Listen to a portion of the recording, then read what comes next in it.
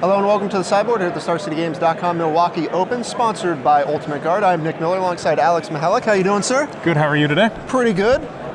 When people come up to me and they say, you've got to check out this guy's deck, that's usually just cue it right up for the deck tech spot. So I was told you're playing Tron, Yes. but you're playing Nicol Bolas Planeswalker as well as some other cards in it. So Yes.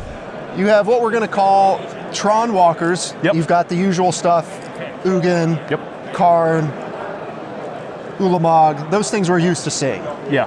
But a lot of people have said, you know, Tron's not where it's used to be. You don't have Ugin anymore. You don't Right. have this inevitability. Right. So you've done something else. You've brought in this trio of Planeswalkers, Nicol Bolas, Garruk Apex Predator. We haven't seen that one in a while. Of course, the Johnny Vengeant. But you have this other engine with Oath of Nissa to go along. Correct. With your Ancient Stirrings as kind of your new dig package, Right. and then you can finish them off with a plethora of Planeswalkers. Exactly like you said it. All right, so take us through how you kind of did that, which Planeswalkers didn't get the cut, and why these ones are the ones you chose to go with. All right, so when I was building the deck, I was keeping in mind my love of playing all 5 colors in Magic decks. I've done it for years now, and I was like, you know what, how do I make a colorless deck, all 5 colors? And I was just looking and it wasn't working, obviously, because just the mana base isn't there, and you just can't filter into all 5 colors effectively. Then when Oath of the Gatewatch came out, and they spoiled Oath of Nissa, I was looking at it, and having been building Tron at that time, I saw the wording on Oath of Nissa and had an epiphany. And I you know, talked to a couple of my friends about it, and we looked at it and we were like, yeah, we can do this.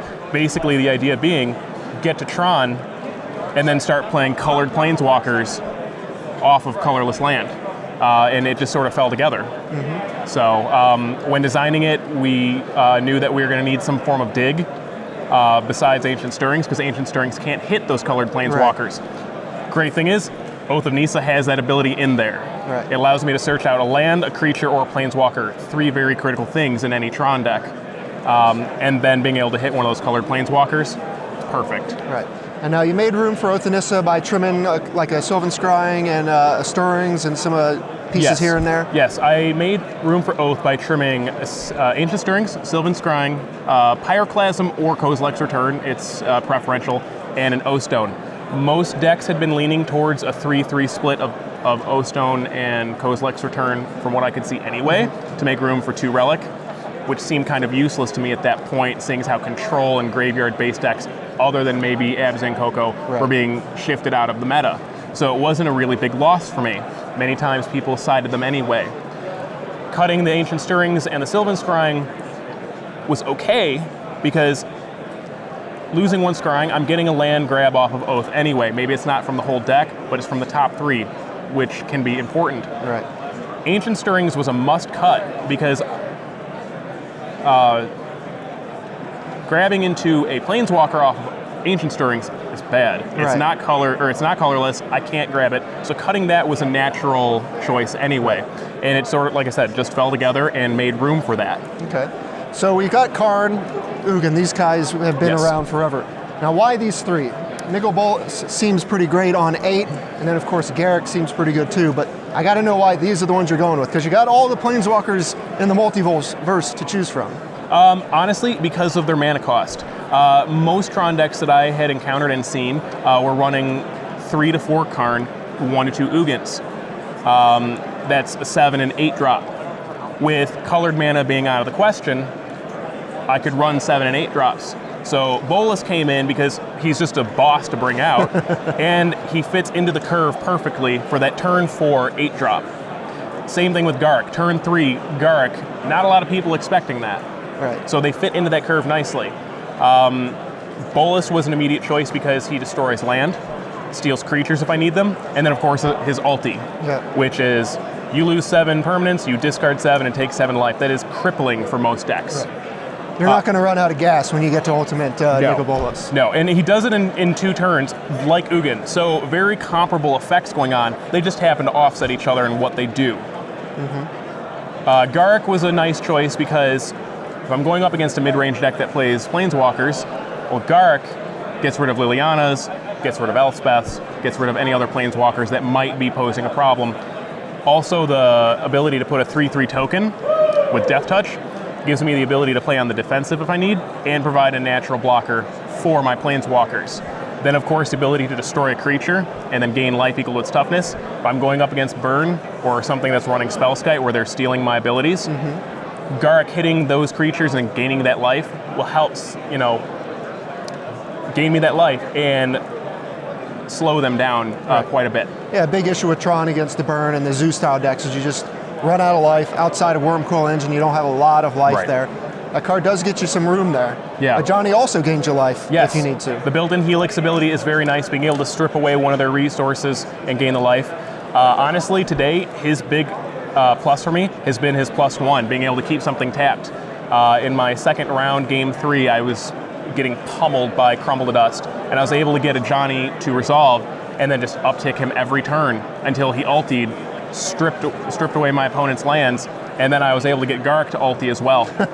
So when your opponent has 4 3/3s coming at you, and now all of a sudden they're 8/8s, 32 points of damage, no land, no way of responding, it's really bad for them. That's the flawless victory. That's what we like to have. I love that victory. That is my crowning achievement for the day, is just being able to take away all of their resources and then swing in for 32 points of damage.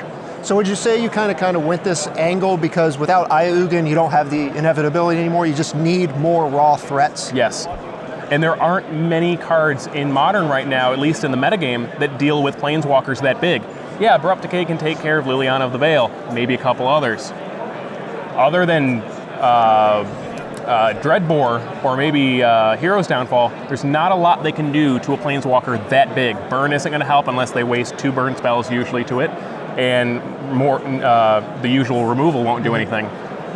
So you've got Kozilek's Return and Oblivion Stone as your removal. We've seen that before. And then, of course, you got your Stars and Sylvan Scrying and Map to kind of find your pieces. Yep. Let's move to the sideboard. You got another Planeswalker, or not Planeswalker, but might as well be one. Emrakul hiding out here.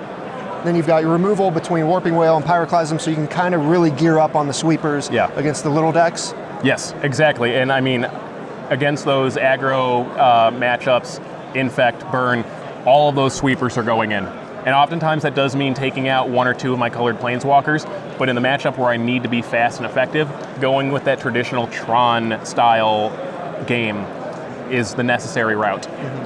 Thragtusk is another kind of go-to answer, but Worldbreaker, we saw a lot of the decks shifting to having more copies of that card along with Ulamog. You have 1 copy in your sideboard, just more land destruction? Or? More land destruction. Honestly, at this point, the Emrakul has been underperforming just because I can't search him out and cast him for less. So throughout the day, I've been realizing that when I wish I could have a Worldbreaker, I've had an Emrakul. So he will likely be cut for a 2nd copy of Worldbreaker. Of course, Crumble to Dust, the card a lot of people use against you, but you have some in your sideboard as well. Yes, I do. Because, well, taking care of their land on turn 3 and all copies of it, actually pretty nice. Tron matchup. If I really want to be mean to them and say, hey, you're not going to be playing Tron this game, Crumble to Dust before they can do anything to me, that usually takes care of them. All right. Kind of hit them when they're not expecting it. And then, of course, you said you trimmed the relics, moved them to your sideboard. Yes. So you have them there to fight the graveyard strategies? Yeah. Blue-white or Jeskai Control, I will bring those in. Abzan Collected Company, absolutely. Other than that, they're just there for draw on occasion, and the occasional matchup where reanimation or recursion is a thing. All right. Well, through 6 rounds, you're 4-2. Yes.